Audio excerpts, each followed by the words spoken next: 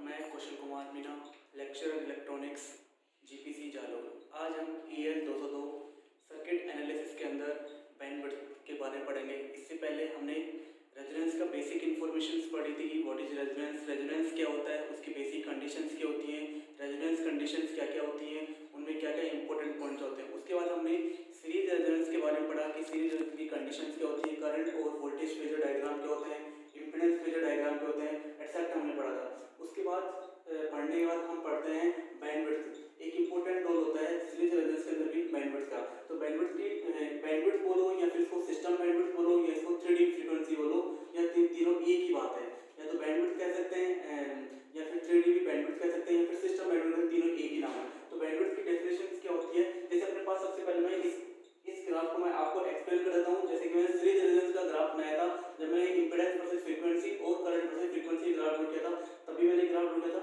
लेकिन जब हम बैंडविड्थ को की इंपॉर्टेंस समझेंगे तो इस ग्राफ को आगे समझते हैं। ये हमारे पास ग्राफ है करंट वर्सेस फ्रीक्वेंसी के बीच में, ठीक है। तो ये ग्राफ U बनता है, ठीक है। तो ये है ओमेगा नॉट को अपन बोलते हैं क्या, रेजोनेंस फ्रीक्वेंसी। रेजोनेंस फ्रीक्वेंसी पे करंट होता है मैक्सिमम। रेजोनेंस के अंदर क्या होता है, सीरीज रेजोनेंस के अंदर रेजोनेंस फ्रीक्वेंसी पे इंपीडेंस मिनिमम होता है, जबकि रेजोनेंस फ्रीक्वेंसी पे क्या करंट मैक्सिमम होती है। और इस करंट की वैल्यू मैक्सिमम करंट का 1/√2 जिस फ्रीक्वेंसी पे होती है उसको अपन बोलते हैं 3D फ्रीक्वेंसी।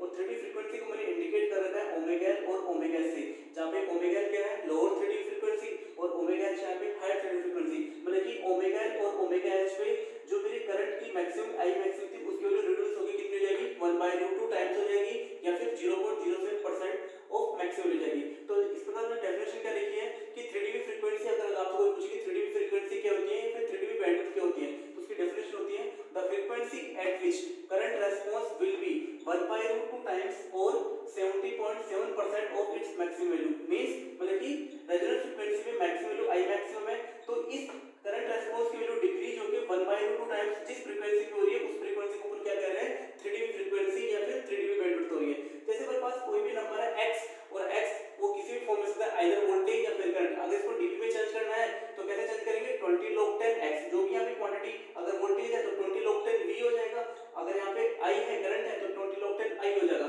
x कोई क्वांटिटी है, x कोई अपने पास है, उसको आपको dB में चेंज करना है तो कैसे चेंज करेंगे, 20 log 10 x। सिमिलर में 1/√2 टाइम्स हो रहा है क्योंकि करंट की मैक्सिमम वैल्यू है, और जिस फ्रीक्वेंसी पे 1/√2 टाइम्स हो रही है इसकी मैक्सिमम वैल्यू को उसको 3D बैंडविड्थ या 3D फ्रीक्वेंसी बोल रहे हैं। तो 1/√2 को dB में कैसे चेंज करेंगे, 20 log 1/√2। इसको अपन सोल्व करेंगे तो इसकी वैल्यू आती है -3.010 dB। इसको कितना बोलेंगे, -3, इसलिए इस फ्रीक्वेंसी का नाम क्या है, 3dB बैंडविड्थ नाम है, फिर 3D फ्रीक्वेंसी मतलब कि मैक्सिमम वैल्यू का 1/√2 टाइम जिस फ्रीक्वेंसी पे हो रहा है उसको अपन 3dB बैंडविड्थ या फिर 3dB फ्रीक्वेंसी कहते हैं, और उसी को अपन सिस्टम बैंडविड्थ कहते हैं, ठीक है। और इसको अप्रोक्सीमेट तरह लिखते हैं -3dB। जब मैं माइनस बोलूंगा तो वहां पे डाउन नहीं बोलूंगा, जब मैं डाउन बोलूंगा तो वहां माइनस लगाऊंगा, ध्यान रखना। इसलिए इसमें बिल्कुल भी आपको डाउट, जीरो डाउट होना चाहिए। इसका नाम 3D फ्रीक्वेंसी क्यों है, क्योंकि 1/√2 को मैं अगर लॉगरिथम में लिख रहा हूं तो कितना हो रहा है, -3dB। इसको -3dB बोलो या फिर 3dB डाउन बोलो। अगर डाउन बोल रहा हूं तो नेगेटिव नहीं बोला, अगर डाउन नहीं बोला तो नेगेटिव बोलना है। तो ये वैल्यू क्या होती है मेरी, यहां से यहां तक इसके बीच में आई मैक्सिमम से लेके इसके बीच की, इसको अपन क्या बोलते हैं, 3dB बैंडविड्थ बोलते हैं। इसको अपन क्या बोलते हैं, 3dB फ्रीक्वेंसी या फिर इसको क्या बोलते हैं, बैंडविड्थ बोलते हैं, ठीक है। ये ओमेगा क्या होता है, ओमेगा को अपन बोलते हैं क्या, lower 3dB frequency, lower 3dB frequency.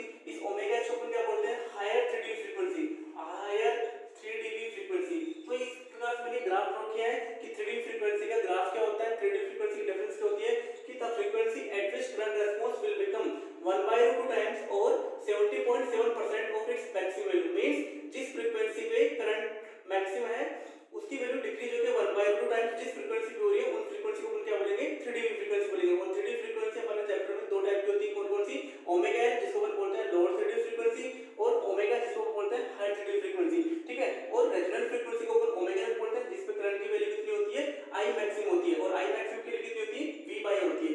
ये अपना ग्राफ है, ये लुक लाइक होता है किसकी तरह, बैंड पास फिल्टर की तरह। बैंड पास फिल्टर मतलब किसी की पर्टिकुलर बैंड वाली फ्रीक्वेंसी को पास करेगा और उसके आउटसाइड को क्या कर देगा, रिजेक्ट करेगा। जब मैं आपको पहले रेजोनेंस सर्किट पढ़ाऊंगा तो उस टाइम वहां पे जो सर्किट डायग्राम होगा band reject filter. Band pass filter को क्यों पढ़ेगा, क्योंकि सीरीज रेजोनेंस RLC सर्किट को अपन असर्टिव सर्किट बोलते हैं। क्यों, क्योंकि रेजोनेंस फ्रीक्वेंसी पे ये सर्किट होता है वो मैक्सिमम करंट गेन करता है, जबकि पहले रेजोनेंस को अपन क्या बोलेंगे, रिजेक्टर बोलेंगे।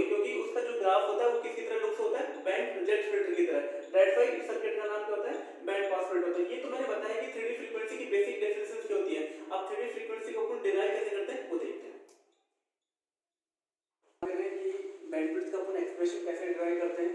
तो जैसे कि हम जानते हैं कि सीरीज आरएलसी सर्किट के अंदर मैंने बताया था कि करंट का एक्सप्रेशन क्या होता है, आई बराबर होता है वी अपॉन, और ये किसकी वैल्यू होती है, हम जानते हैं कि करंट का एक्सप्रेशन क्या होता है, आई बराबर वी अपॉन जेड, और जेड की वैल्यू क्या होती थी सीरीज आरएलसी सर्किट में, जेड बराबर होता था R plus J XL minus XC. उसका मैग्नीट्यूड फॉर्म क्या होता है, ये होता है R square plus omega minus 1 upon omega C का होल स्क्वायर की पावर हाफ, और ये हाफ मैंने लिखा है स्क्वायर रूट के लिए, स्क्वायर रूट हटाओ तो हाफ लगाना पड़ेगा, हाफ हटा दो तो स्क्वायर रूट लगाना पड़ेगा। और हम जानते हैं कि एक्सएल बराबर ओमेगा होता है और एक्सी बराबर 1 अपॉन ओमेगा सी होता है, जहां पे एक्सएल को अपन क्या बोलते हैं, इंडक्टिव रिएक्टेंस बोलते हैं, जबकि एक्सी को अपन क्या बोलते हैं, कैपेसिटिव रिएक्टेंस बोलते हैं। XL equals to omega L and XC equals to 1 upon omega C. तो हम जानते हैं आई बराबर वी अपॉन जेड। फिर हम जानते हैं कि 3dB फ्रीक्वेंसी कहां पे डिफाइंड होती है, कि जहां पे करंट रेस्पॉन्स होता है वो उसकी मैक्सिमम करंट का 1/2 टाइम्स हो जाए या फिर 0.707% हो जाए। तो आई मैक्सिमम जहां पे ये मैक्सिमम करंट है, इस मैक्सिमम करंट का जहां पे 1/2 टाइम्स हो रहा है उस फ्रीक्वेंसी को ऊपर क्या बोलते हैं, 3dB फ्रीक्वेंसी बोलते हैं।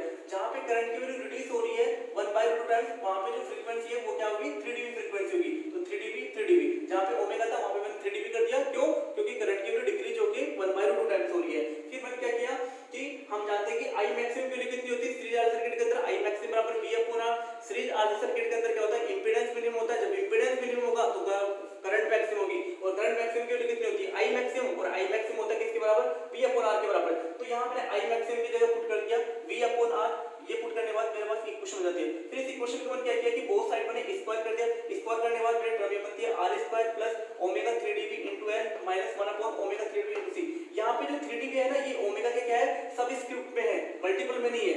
एल है ये इसके मल्टीपल में, यहां पे जो सी है ये ओमेगा के मल्टीपल में, लेकिन जो 3dB लिख रखा है मैंने, ये 3dB ये इसके सबस्क्रिप्ट में equal to 2r square. R square को जब मैंने शिफ्ट किया तो कितना बच जाएगा यहाँ पे आर स्क्वायर, फिर मैंने बोथ साइड के ले लिया स्क्वायर रूट ले लिया, तो omega 3dB into L minus 1 upon omega 3dB into C is equal to plus minus are.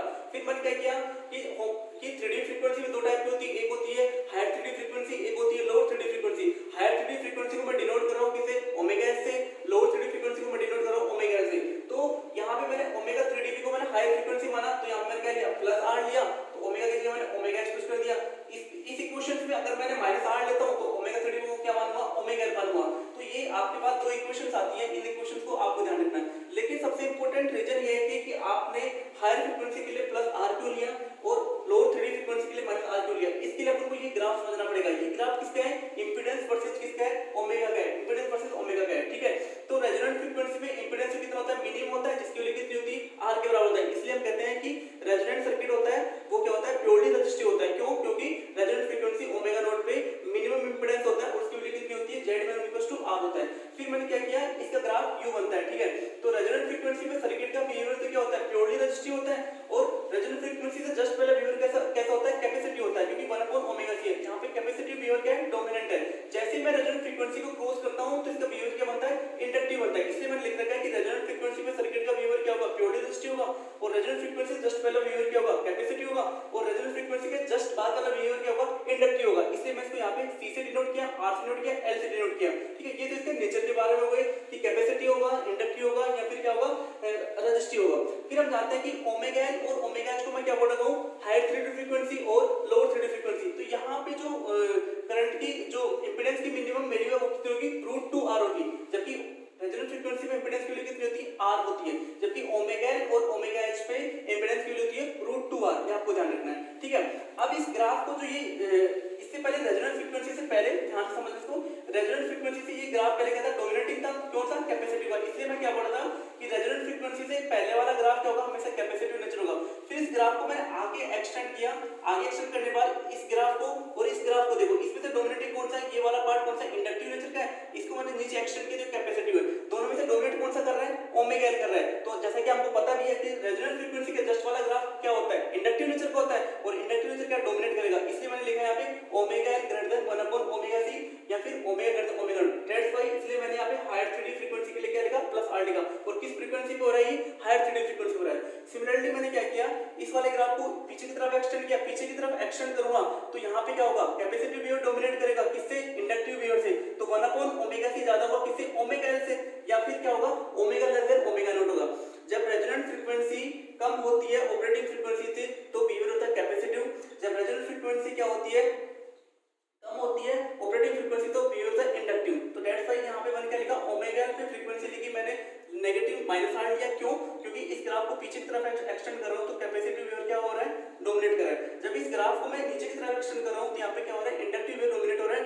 That's why मैंने हायर 3D फ्रीक्वेंसी के लिए क्या लिया, प्लस आर लिया, लोअर 3D फ्रीक्वेंसी के लिए माइनस आर लिया। फिर हम जानते हैं कि बैंडविड्थ क्या होती है, बैंडविड्थ होती है हायर 3D फ्रीक्वेंसी और लोअर 3D फ्रीक्वेंसी क्या होती है, डिफरेंस होती है। अगर आपसे कोई बैंडविड्थ की डेफिनेशन पूछता है तो बैंडविड्थ की डेफिनेशन क्या बोलना, द बैंडविड्थ या फिर सिस्टम बैंडविड्थ या फिर 3D bandwidth is defined as the difference of the higher 3D frequency to the lower 3D frequency. This is the bandwidth. की बैंडविड्थ के बारे में कैसे एक्सप्रेशन करते हैं ये मैंने ग्राफ के थ्रू आपको समझाने की कोशिश की है। अब इसको प्रूफ कैसे करते हैं ये देखते हैं। जैसे मैंने बैंडविड्थ के अंदर इक्वेशन 1 और जो इक्वेशन 2 थी, इक्वेशन 1 के अंदर मैंने क्या किया, इक्वेशन 1 को मैंने पूरे को मल्टीप्लाई कर दिया किसे, ओमेगा h इनटू c से।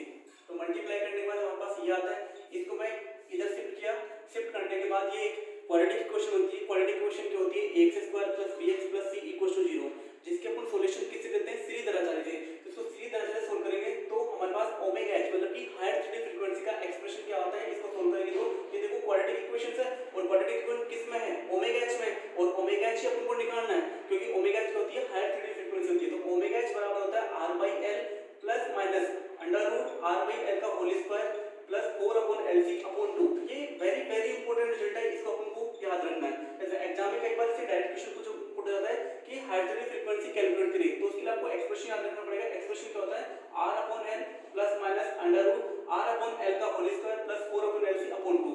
इसे अपन बोलेंगे higher 3D frequency. Similar way में इक्वेशन 2 था, इक्वेशन 2 को मैंने ओमेगा l इनटू c से मल्टीप्लाई शिफ्ट किया, फिर omega l square into LC minus 1 minus omega l into RC। फिर मैंने क्या किया, इस इक्वेशन को LC से डिवाइड किया, तो LC से डिवाइड करने के बाद इक्वेशन ये बनती है, ठीक है। फिर ओमेगा l बराबर क्या आएगा, ओमेगा l का एक्सप्रेशन जैसे ओमेगा h एक्सप्रेशन क्या है ये आएगा, तो ओमेगा l का एक्सप्रेशन आता है ओमेगा l बराबर minus r/l plus minus under root r/l का होल स्क्वायर माइनस 4/LC/2। ये आपके पास क्या है, लोअर 3D फ्रीक्वेंसी है। तो हायर 3D फ्रीक्वेंसी और लोअर 3D फ्रीक्वेंसी ऐसे आपके पास डिराइव होती है, ठीक है। तो आपके पास एक्सप्रेशन क्या होता है, हायर 3D फ्रीक्वेंसी के लिए r/l plus minus under root r/l का होल स्क्वायर प्लस 4/LC/2, जबकि लोअर 3D फ्रीक्वेंसी के लिए क्या होता है, minus r/l plus minus under root r/l का होल स्क्वायर माइनस 4/LC/2। तो ये एक्सप्रेशंस आपको याद रखना है। मेरे टाइम्स एग्जाम में इनसे डायरेक्ट क्वेश्चन पूछे जाते हैं, तो आपको ये दोनों एक्सप्रेशंस इंपॉर्टेंट एक्सप्रेशन आपको याद रखने हैं, ठीक है। फिर मेरे पास टॉपिक क्या था, बैंडविड्थ था। बैंडविड्थ बोलो या फिर सिस्टम बैंडविड्थ बोलो या फिर 3D बैंडविड्थ बोलो,